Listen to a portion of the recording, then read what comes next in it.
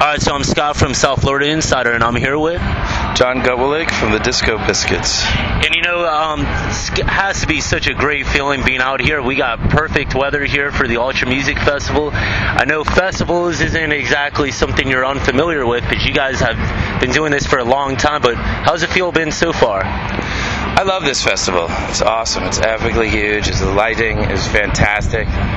All the artists are crazy good. I'm ready. I'm ready for this one. And you guys always seem like you never have the same set list. Do you even have any type of set list whatsoever right now, or is it really like kind of that jam band type of feel? You're going to go up and kind of get the feel of the crowd and play off of that? Yeah, it's almost harder to follow the script than it is to just make it up as you go along, so we don't use the script too much. We sometimes know what we want to play song-wise, just to keep a rotation going from show to show, but it never gets played exactly for some reason. I don't know why that is. Things always change, and it's, because most of the show we do improv, so the improv is... it's such a huge part of the show that it could really take you anywhere. It's over half the show at least, and it could just take you anywhere. And we don't have any idea what we're going to do in the improv, so you never know what's going to happen. That's what we like about it. It's easier to have the never know what's going to happen and make it happen than it is to script it beforehand and then try and execute the script. Yeah, and that's what seems to be the thing that diversifies you guys so much from everybody else is really you guys got your own unique kind of fusion sound that I don't really know too many bands that could really play any festival and find a way to fit in.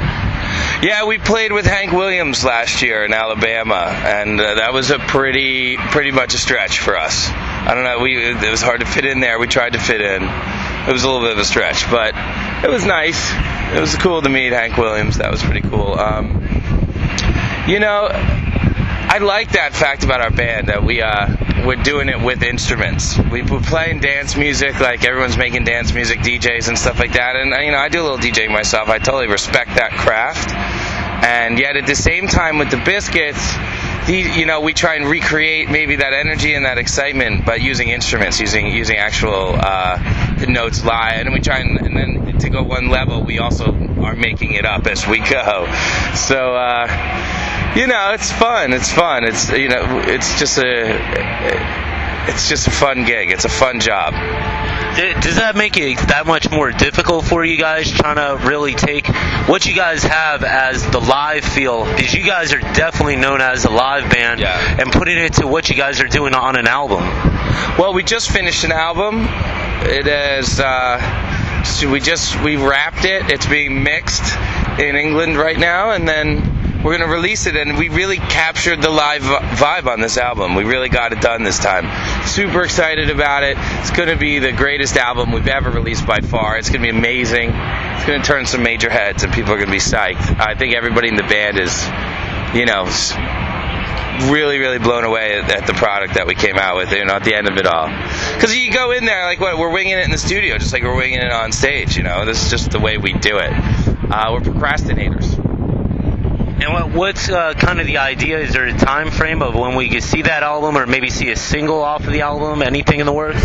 Well, there's no real single on the album. That's sort of one of the things about the Biscuits, that if you're a singles person, you probably have never listened to the Biscuits for that reason. We did have 4 songs on MTV last year because we put an album out with some singles on it, which was just a product of us, working in the studio. And sometimes the studio keeps stuff short because, that's how it works. But this one we went in right after tour. We had just done a tour, Halloween, and we went into the studio the next day.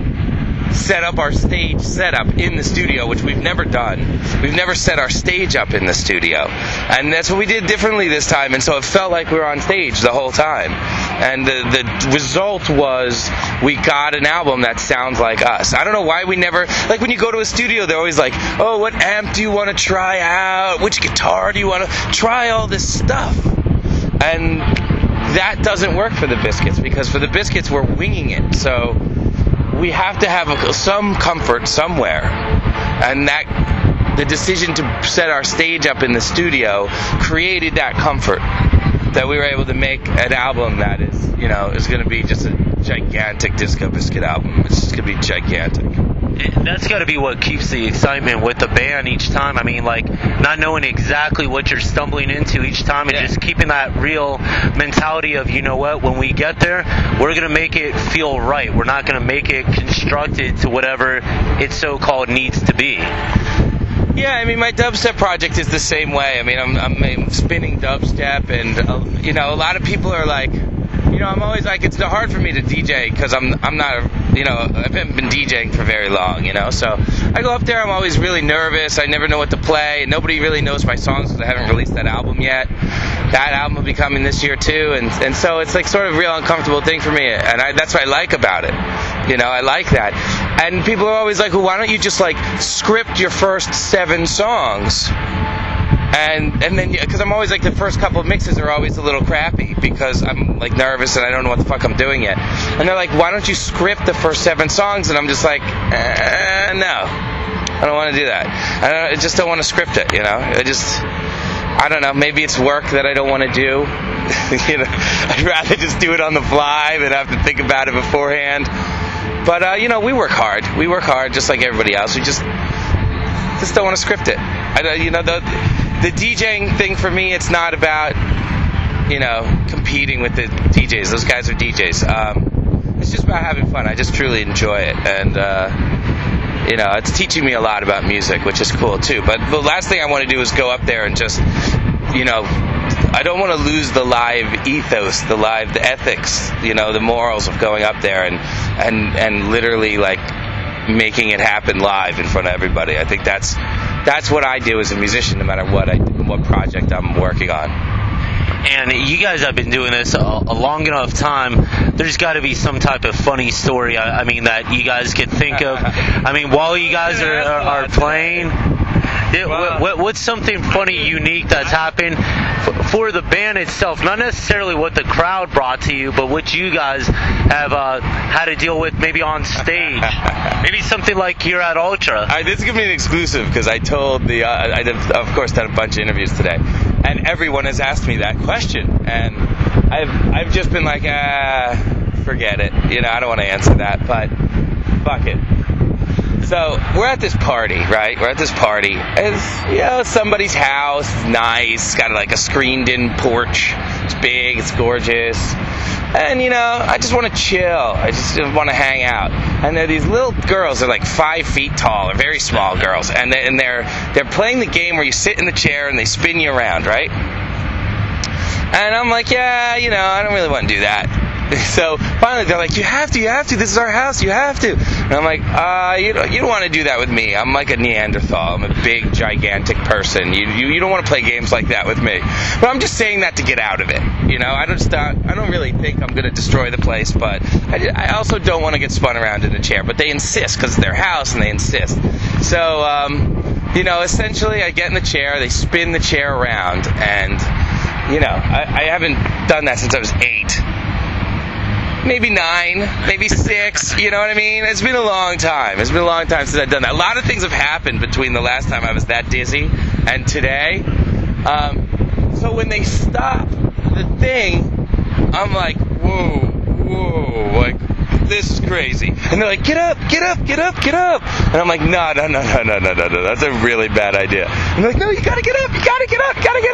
And I'm like, no, I can't get up. And I'm like, I have my hands out. I'm like trying to, like, the world is going, like, it goes like sideways and stuff. Yeah. So they grab my arm, my one arm and the other arm, and pull me out of the chair. And the second I get on my feet, the world goes boom, like sideways. And I literally, like I'm falling over, and the one girl, I grab her, put my hand on her shoulder to keep my balance, and I throw her, and then the other girl, I put my other arm out, and my hand, I can't see straight, and my hand, I'm literally palming her face, and I'm palming her face, and trying to catch my balance, so I'm flying backwards, and I fall backwards, I hit the screen door, and literally take the entire screen porch down, fall through the thing, and just destroy their entire deck. I'm sure somebody had to have taken photos. Destroyed. No, there's no video of it, but literally it was just It was like somebody let a grizzly bear loose. And the thing, like, the whole place was destroyed. The wood that holds the screen on was all, like, cracked, and there was, like, little pieces of 2x4s everywhere, and dust rising, and yeah, that's a true story. Until you got back in the chair again, I'm sure, right? No way, I'm never getting dizzy again, man, never. But the funny thing was I told them beforehand, I was like, I'm a Neanderthal, like, I'm a large person, you can't do this kind of stuff with me. And it was just, but I wasn't thinking that it was going to actually happen. But yeah, literally one dizziness and completely destroyed the porch. So obviously, and palmed the check. Yes. So obviously, being spontaneous doesn't just stop with being on stage. Yeah. Apparently, yeah. Exactly. I wish they videoed that. That would have been hilarious. Bob Saget would want that one, I think. So really, that's about it. I mean, if you got anything fun you want to tell the fans about stuff you guys are doing down the road, tours and whatnot. Well, we have our Red Rock show. Rusko's playing that show. Big Boy from Outkast is playing that show. It's an honor to share the stage with both of those guys. We're psyched about that. That's Memorial Day in Colorado. We play a couple shows leading up to it as well, and those sell out super quick. So if you want to go, buy those tickets on sale because they don't last very long. And that's just a great week in Colorado. I love Colorado. It's amazing over there. And then we're doing Camp Bisco, July 8 and 9. We're shooting for 20,000 people this year. Should be good. The lineup is amazing. I would check that out at campbisco.net and look at the lineup, see what you think, because Camp Bisco is potentially one of the largest camping festivals in the country at this point. Nice. So we're proud of that, and we're really psyched about it. It's up there, and obviously there's it was like electronic festival. Well, there's a lot of, I guess every festival is electronic now, though, isn't it? It started out, Camp Bisco was like bands and electronic, and then there were electronic festivals which were very shady and crazy, and then there were like band festivals that were filled with hippies. And Camp Bisco was, hey, hippies and shady, let's hang out, ravers, hippies dancing together, cats and dogs living together. And then now it seems like every festival is very similar to that now. So I like to. It's nice. I think Camp Bisco has succeeded because we had a good formula to begin with. We had a good idea there. And then we're dropping an album. We're dropping a new Disco Biscuit album this year. That album is going to turn some motherfucking heads. And then I'm going to drop a dubstep album this year as well that I made with Charlie P from Atlanta. And that's going to turn some fucking heads too. So I think it's going to be a good year for music. All right. Well, I appreciate your time. Thanks a lot, man. Thank you.